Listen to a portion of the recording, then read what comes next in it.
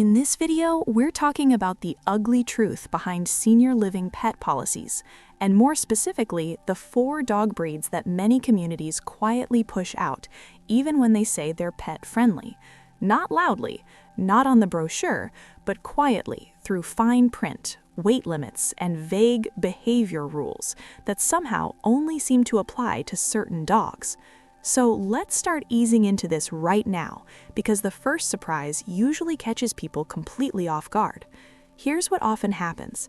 You tour a beautiful senior apartment or assisted living community. They smile and say, "Oh yes, we love pets here." And for a moment, you relax. Then later, maybe during the application or the lease review, you hear something like, "We just don't allow aggressive breeds." That sounds reasonable, right? Until you realize no one ever explains what that actually means, and suddenly a perfectly calm, well-trained dog you've had for years is labeled a problem before they ever meet them. One of the most commonly targeted breeds in senior living is the German Shepherd. Now pause for a second and picture the German Shepherds you've known. Loyal, protective, often trained. Many of them served as family dogs for decades. Some even helped raise the kids. But in senior housing, this breed often gets quietly flagged because of its size and reputation, not its behavior.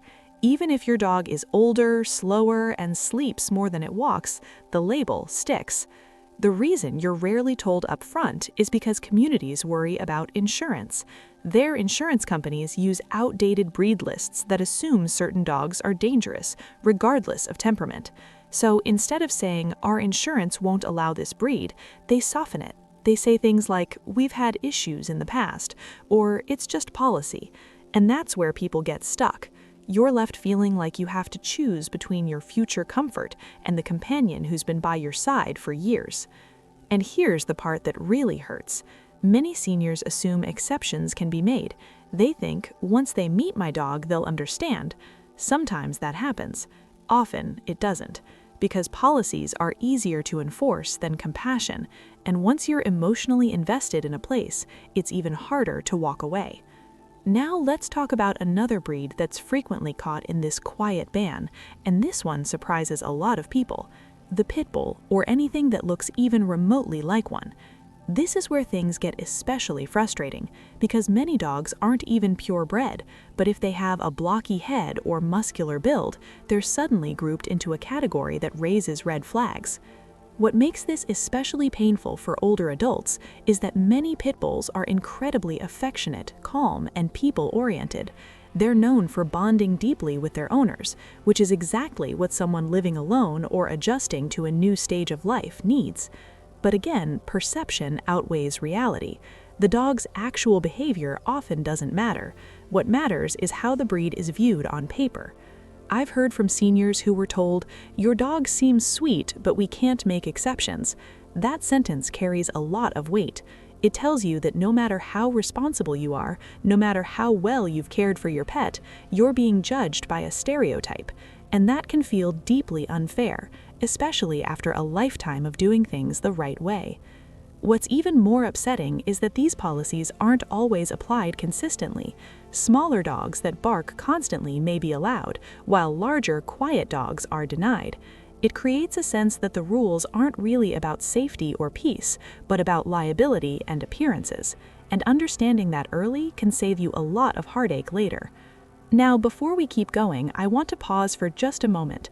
If this topic matters to you, or if you have a pet you can't imagine living without, take a second to like this video and subscribe to the channel. Not because it helps the algorithm, but because this channel is about protecting your choices, your dignity, and your independence as you age.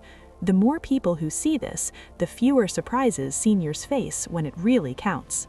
Once you start seeing that pattern, it becomes a lot harder to unsee it, because after the obvious names get flagged, there's another group of dogs that often gets swept up in these policies without much explanation. This is where many seniors feel blindsided, especially if they've already lived with their pet peacefully for years. Let's talk about Rottweilers for a moment. This is one breed that senior living communities almost never say yes to outright. Even when they claim to evaluate dogs on a case-by-case basis, Rottweilers tend to be quietly excluded early in the process.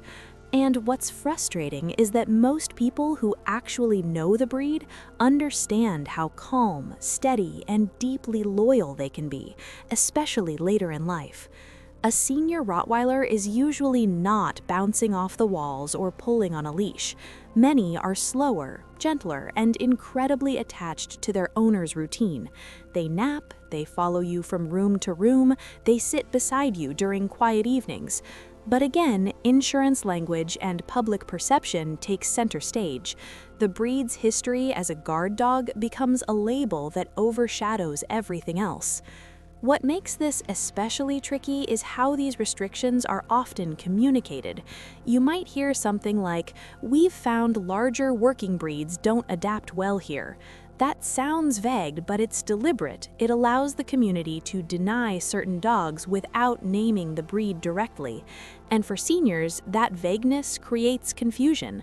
You're left wondering whether it's worth even applying or whether you'll be asked to make a painful decision later. And then there's the weight limit, which deserves its own honest conversation. Many senior communities claim they don't ban breeds at all, just dogs over a certain size. 20 pounds, 30 pounds, sometimes even less. On paper, that sounds neutral. In reality, it quietly eliminates most medium to large dogs, including breeds like Rottweilers, Shepherds, and mixes that don't fit neatly into a small dog category. Now, let's ease into another breed that surprises people when it shows up on these unofficial lists: Dobermans. For many seniors, a Doberman represents security and companionship. They're known for being deeply bonded to their owners, often staying close and calm indoors. They're not usually noisy, they're not usually destructive, but their appearance alone is often enough to trigger concern from management or insurers. What's painful here is that Dobermans are often chosen later in life specifically because of that sense of protection and loyalty. For someone living alone, especially after losing a spouse, that presence can mean peace of mind. But senior living communities tend to focus on worst-case scenarios instead of real-life behavior. The sleek build, the alert posture, the reputation from decades ago, it all adds up to a quiet no, even when no one says it directly. And here's something many people don't realize until it's too late. Some communities will allow you to move in with your dog only to revisit the policy later. Maybe management changes, maybe insurance renews. Suddenly, you're told the rules have been updated. That's when seniors feel trapped, because moving again isn't easy, and rehoming a beloved pet is emotionally devastating. This is why understanding these hidden restrictions matters so much before you sign anything, not after. Before. Because once you're settled, your leverage disappears. And while communities often insist they're following regulations, the reality is that many policies are flexible when questioned early and firm when challenged later. Another layer to this issue is how emotional support animals are handled. Many seniors assume this designation guarantees acceptance. Sometimes it helps, sometimes it doesn't. Communities may still push back, request excessive documentation, or create conditions that make it uncomfortable to stay. The stress of constantly defending your right to keep your companion can wear you down, especially when you're just trying to enjoy your days. What often goes unsaid is how deeply pets support emotional health as we age. They give structure to the day, they reduce loneliness, they provide a sense of purpose that no activity calendar can replace. And when a policy ignores that reality, it doesn't just restrict an animal, it affects the person too. This is where quiet preparation becomes powerful. Asking direct questions, requesting policies in writing, clarifying weight limits, breed language, and future changes before committing. These steps don't make you difficult, they make you informed. And being informed is one of the strongest positions you can be in, especially when big life transitions are involved.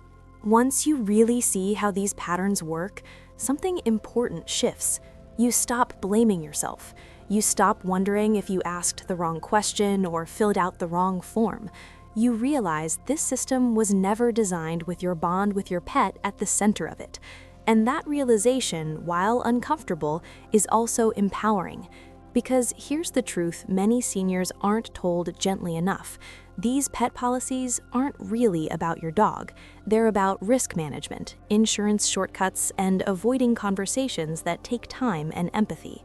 That doesn't make the communities evil, but it does mean you have to advocate for yourself in ways you may never have needed to before. One of the most effective things you can do is shift how you present your pet early on, not defensively, confidently. Instead of asking, "Is my dog allowed?" you can ask, "Can you walk me through your full pet policy, including breed language, weight limits, and how policy changes are handled over time?" That one sentence alone changes the dynamic. It signals that you're paying attention and that you won't be easily brushed off with vague answers. Another quiet but powerful move is asking whether the community has ever made individual exceptions, and if so, under what conditions. Some places won't budge at all. Others will, especially if they sense you're evaluating multiple options. Timing matters more than people realize. Before you sign, there's flexibility. After you sign, there's paperwork. It's also worth trusting your instincts during these conversations. If someone avoids eye contact, rushes the explanation, or keeps repeating, "That's just how it is," take note. You're not being picky, you're gathering information, and at this stage of life, you've earned the right to make decisions that protect your peace. Now let's talk about something emotional because it deserves to be said out loud. Choosing housing that separates you from your pet can leave a lasting ache. I've heard from seniors who did everything right on paper, but felt a deep sense of loss once their companion was gone. The room felt quieter, the days felt longer, and no amount of social activities filled that gap. That doesn't mean senior living is wrong. It means the right fit matters more than the brochure suggests. And for those of you watching who already live in a community and feel uneasy about future rule changes, you're not powerless either. Stay informed, keep copies of your lease and pet agreement, build friendly relationships with management. Communities are less likely to disrupt residents who are visible, engaged, and respectful but informed. Silence often makes things easier for policy changes to slide through unnoticed. I also want to say this clearly because it often gets lost in the noise. Wanting to keep your pet is not selfish, it's human. After decades of responsibility, caregiving, and compromise, holding on to something that brings you comfort and companionship is reasonable, it's healthy, and it's worth protecting. If you're comfortable, I'd love to hear from you. Have you ever been surprised by a pet rule that wasn't mentioned up front? Did you have to make a tough decision because of housing policies? Or did you find a community that truly respected your bond with your pet? Sharing your experience in the comments doesn't just help you process it, it helps someone else feel less alone. And if this conversation has been helpful, take a moment to like this video and subscribe to the channel. Not for numbers, but because this space is about honest conversations that don't talk down to you or sugarcoat reality. It's about giving you information early so you don't learn it the hard way later. Remember this above all else. You are not too old to ask questions. You are not being difficult by protecting what matters to you. And you are absolutely allowed to design this next chapter of life with care, intention, and companionship. Here's to making choices that honor your heart, your home, and the lives that walk beside you, whether on 2 legs or 4.